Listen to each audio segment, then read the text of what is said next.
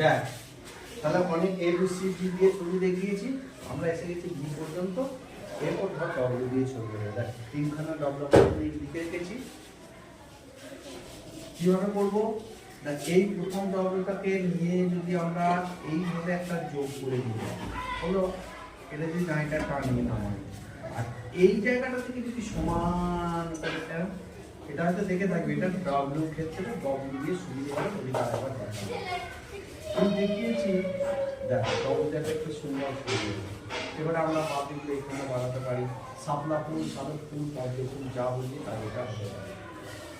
আরেকটা দেখ এখানে ডব্লিউটা যে দিয়েছি আমরা এই দুটো করতে একটু বাড়িয়ে দিলাম, ঠিক এটাকে যদি টেনে আমরা এইভাবে নামিয়ে নিয়ে আসি, দেখ কি সুন্দর আমাদের একটা ধুলো ফুল কেমন হলো। এখানে আবার একটা ডব্লিউ দিয়ে এখানটা ধুলো ফুল বেরিয়ে শিবের মানে থাকে, হ্যাঁ এটা শিশর, তাহলে এখানে একটা ধুলো ফুল পোকাটা দিয়ে হলো দুটো ফুল। আবার এখানে একটা ডাবলু আছে, আমরা যদি এই দুটোকে উপর দিক থেকে যোগ করে দিই, এখানটা যদি এই একটা করি, এই একটা যদি এই করি,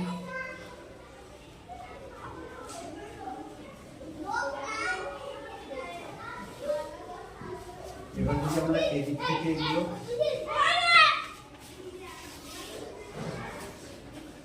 গাছের ডাল করে দিলাম, কি মনে হচ্ছে দুটো পাখি একটা গাছের ডালে মুখোমুখি বসে আছে, হয়েছে না? তাহলে এইভাবে ডবল দিয়ে কিন্তু অনেক ছবি পাওয়া যায়।